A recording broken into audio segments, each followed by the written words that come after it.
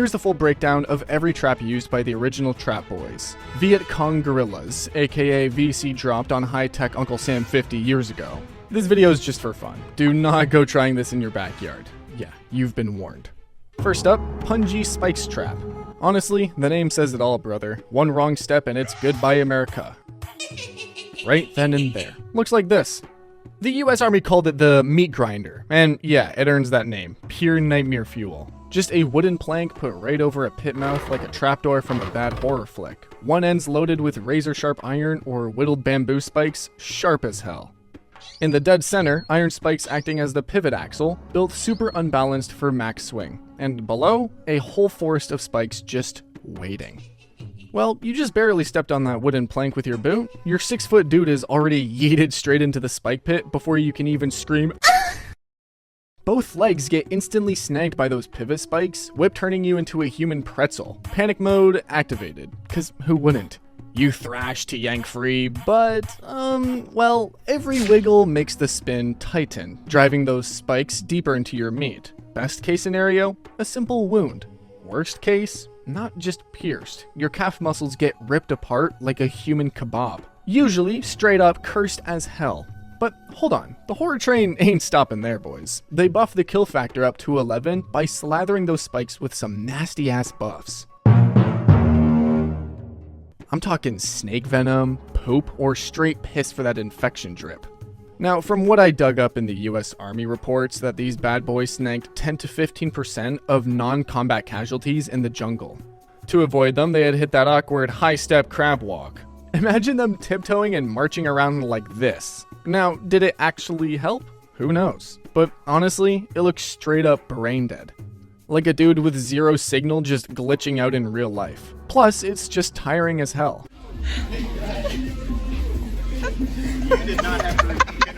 In tropical heat and humidity, an open wound plus that biological cocktail, yeah, that's basically a guaranteed infection.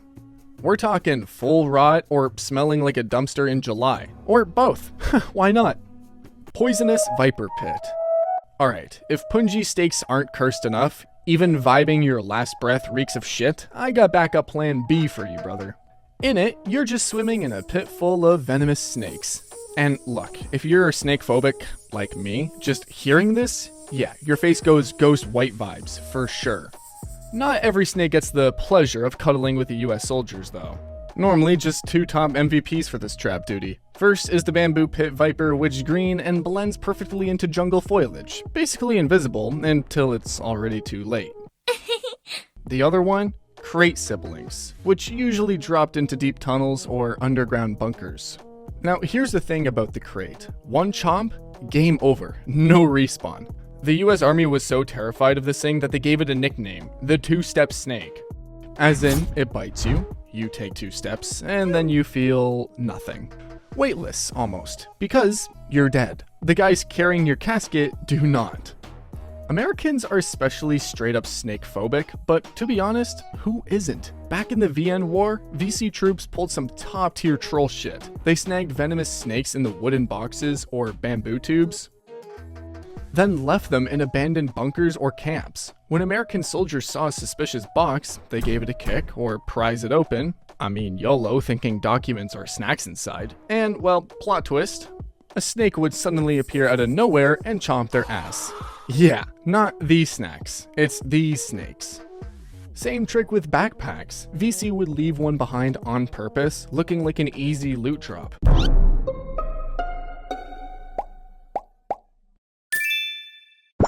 The US soldier reaches in, instant logout. No respawn, man. And get this, because of that same loot goblin habit, they cooked up trap number 3 too. Motorcycle trap. This trap is based on the US Army's loot goblin habit from the last trap. The VC figured out real quick that American soldiers couldn't walk past abandoned stuff without touching it. So they started rigging everything. Flags, scooters left by the road, anything with that, ooh, shiny type of energy. The mines were hidden in the kickstand, throttle, or gas tank of these scooters. One little move, flip the kickstand, start the engine, sit down, trigger pulled. The bike explodes into shrapnel hell, hundreds of razor shards flying everywhere, piecing heads and bodies without warning. While his squad's over here shitting bricks. I mean, it actually makes sense. A bike's gotta start the engine to move, right? But this trip is low-key giving too damn far. Now, from what I dug up, this trap wasn't actually that common. I'd rate the damage a solid 8 out of 10, but it didn't stick around long. Maybe our army eventually wised up. They just switched to bicycles to play it safe. Or maybe there wasn't enough scooters in Vietnam to keep the bit going. Either way, trap forgotten pretty fast. Flag trap. In case you want to know how this bad boy works, it's basically a grenade hidden in the flagpole or tucked right in the flagstaff tube. Safety pin tied to the flag with ultra thin but unbreakable wire. Some GL grabs that flag for war trophy vibes, then yanks it down. You've got a solid 2 to 5 seconds to feel like a hero before being erased totally. If Scooter Bomb hit that designer drip itch and curiosity, but this one, that's straight ego bait. Imagine a VC flag still waving mockingly over a base your squad just won. It's an eyesore, right? So, with that big hero energy, the winner runs over to rip it down for a victory flex. Then, wait. Something's off. Well, the flag's blowing in the wind, you're blown to bloody chunks. And, well, dying from stupidity? Not really. Dying for the clout. Absolutely most. This tactic worked so damn well that after too many soldiers died over a piece of fabric, the US military issued an actual official order. Do not touch anything the VZ left behind. Period. Whip trap. Like its bro, the punji spikes, this bamboo is a bit more low-key, stealthier, but they can make you die before you even make a sound. Long, thin bamboo stalks with insane elasticity, bent back like a loaded crossbow, and locked by a super sketchy tripwire. You step on that wire, and suddenly, whoosh, the bamboo snaps forward, and that spiked whip smacks you right in the chest. No time to scream. Game over. Now, to be honest, whip trap and punji trap, they're basically brothers, but the whip is way more savage than the punji one. Normally, the punji weren't even meant to kill. They just mostly wound like to slow the squad for ambushes. But with whips, straight karma delete. To make things even more nastier, the VC leveled it up with extra. We're talking about poison dipped the spikes or slathered in shit. But the real nightmare? Double whip. One tripwire, 2 bamboo whips facing each other from both sides of the trail. You trigger it, both snap at the same time. It's giving forbidden hamburger vibes, honestly. Think about it. The bottom bamboo is your first bun, the US soldier is the grill meat in the middle, and for the toppings, a little drizzle of poisoned sriracha and some fermented mustard. You know, the stinky kind. Then the top bamboo slaps down like the second bun to seal the deal. US soldiers call this the death hug because there's literally no escape.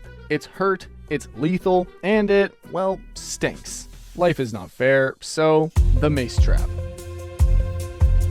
Forget rain or bird shit. The only free drop from the sky. In VN, you got a third option, the mace trap, plus one more nightmare for the US troops. Totally different from the elasticity of bamboo, this one uses the raw power of gravity to erase the enemies. The mace is a massive and heavy wooden log packed with iron spikes or hardened bamboo needles like a spiky wrecking ball. This thing is hung high up in the trees, or right over those narrow jungle trails. It's held by a tripwire system, but since a 110 to 155 pound log is too heavy to pull on a string without making it obvious, the VC used a clever lever mechanism. They trip the wire, the pin snaps, and Newton's law kicks in. This 150 pound beast falls freely or swings down in a killer arc. I bet when Newton was developing his laws of gravity, this was not the use case he had in mind. He is spinning in his grave. With half a ton plus a combo of iron spikes, well, we know how this ends, right? If he's not dead, he's paralyzed for his whole life, for sure. But wait, it gets even worse. Some traps were designed like a clock pendulum, sweeping a horizontal arc. The inertia didn't just push the spikes in, it rips through everything in its way. With spikes sticking out radiate 360 degrees like a deadly durian bomb, to make sure no matter which way it spins, you're in the way. Bees trap. True to its name, a rigged beehive wrapped in thin netting or paper so the bees don't escape and go feral. They hung a fishing line from the hive right to the jungle trail. Waiting for you clumsily and tripping over it, hive drops, cracks open, and congratulations, those bees turn on full psycho mode. They swarm out of there and clap whoever dared declare war on them. Here's the thing about hornets, they don't sting once and call it a day. First sting drops a pheromone that basically paints a target on you. Now every other hornet in that hive knows exactly where you are. At that point, instinct kicks in. Yeet your M16 and sprint for your life. And if you think running solves it, if simple like that, US grunts wouldn't be shock riding in their jungle training bees attack, don't run. But nobody actually followed that advice. Nobody. Oh, here's the darkest place in VC Guerrilla. These hives weren't placed randomly. They were set right up next to punji pits, minefields, or every other trap I mentioned are already chilling nearby. The bees weren't the weapon, the panic was. Soldiers bolt off the trail, all caution gone, straight into the bushes where the actual traps were waiting. Spikes, mines, snakes, all of it. The bees just opened the door. Fun fact, these aren't regular bees. VC fed them buffalo or cow meat. In the war era, these bees were eating better than most of us do in 2026. How? From what I dug up, it's to crank their aggression. No kidding, this is why they go beast mode so fast. That high protein gym bro diet pumps up the hornet pop and probably causes them to get hard faster. I mean, their venom glands go beast mode, 20 to 30% thicker and deadlier. One sting plus a punji pit and, well, you know. Bear traps. Absolutely not for trapping forest bears. Basically, it's two spiked wooden slabs chilling side by side in a dirt pit, camouflaged with branches or leaves on top. Bear trap uses massive coiled steel springs for that insane snap. Step on it, those jagged teeth punch through thick hide and boot soles, clamping straight into your skin or ankle bone. Wait, so it can trap bears after all. Name checks out, huh? Just like the other traps, they slather it with infection juice, animal shit, pond mud, or toxic tree sap. Even if it doesn't kill you on the spot, that wet jungle vibe turns into nasty gangrene, necrosis, or tetanicity. Field medics? Yeah, good luck bro, you're cooked. Here's the kicker. After getting non-stop wrecked by punji sticks and spikes, pissed off Yanks, US troops upgraded to steel-soled boots to flex on the VC, but Bear Trap did not care about their premium subscription. Same result, just burning more cash now. Rubber band grenade trap. This one's basically a personality test. VC knew US troops would stop to loot any abandoned camp they found. So they pulled a pin on a grenade, then wrapped the lever tight with a few rubber bands. As you know, rubber bands, left in the sun/rain for a few days, they get brittle and snap whenever they feel like it, turning that grenade into a ticking time bomb. Bad karma and you walk by right as the rubber snaps? Eliminated. Minimum effort, maximum chaos. I don't know if this is tactics or universe karma, but it was actually real. It made US grunts jumping out of their skin at every snap of a rubber band. Oh, and here's the part that'll actually tilt you. Those grenades weren't even VCs to begin with. They were M26s that US troops dropped during earlier sweeps. VC just picked them up, added a couple of rubber bands worth pennies, and gave them straight back to the original owners. Made in America. Delivered by the VC, free of charge. Now, I just spent the last 2 minutes calling US Army loot goblins. Turns out, VC were out here doing the exact same thing. Looting is fun for everyone, apparently, until the loot starts ticking. Cartridge trap. This trap is basically built like a DIY handgun. It's got 3 parts, a tube as the barrel, a fixed nail at the bottom as the firing pin, and a live bullet pointing straight up. Bury it shallow, camouflage slick on the trail. It's the ultimate landmine on a budget. When a grunt steps on it, their body weight slams the cartridge down as a trigger, slamming the bullet onto the nail. The tube's buried tight, so pressure doesn't vent sideways. It blasts the bullet straight up like a nail gun from hell. Your foot gets a fresh hole with red syrup bonus. Your squad, frozen like statues, praying no traps under their boots. Now, I'm wondering, those steel-soled boots the Yanks rocked, would they no-cap neutralize this? Fecal mines. Spoil warning, this one might be straight up nasty. Face scrunch, eye twitch, or full-on gag reflex. If eating with family dinner, or anything saucy or sloppy, skip it. Cause I'm about to drop the trap that had US grunts so salty and scarred that no touching garden dirt for 20 years. Yep, we are talking about the shit trap. Yeah, that actually shit you're thinking. I'm definitely no expert on this trap, thank God, but when asked what the war was like, a legend simply said, like shit. Literally. As a minesweeper, he had to dig into the dirt with his bare hands to disarm suspicious spots. But once he went deeper, beyond mines, he grabbed a handful of fresh, steaming shit. After clearing it safely, he'd signal the squad to move on, but now his crew ghosts him because stinky death grip hands. No high fives for that hero. You guys are probably wondering, bro, just go wash your hands? Well, one of his squad mates tried that at a nearby pond. Grenades were rigged right at the water's edge. Real talk, this wasn't just a trap. After war, Yanks came home with a glow-up resume, plus certified shit-shoveling expert. Just for fun, guys, but for real, the VC played it next level dirty with this trap. One battle, and grunts wreaking trauma sent for 20 years. Dude couldn't touch soil post-war. One whiff of dirt is instant VN shit flashback. But how much do they eat to shit that much for mines?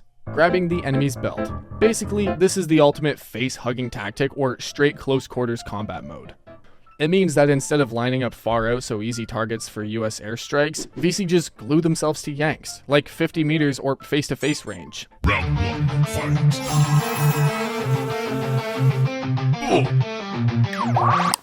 Now, if US soldiers call in RD or bombs, self-owned nut shot, blasting their own squad.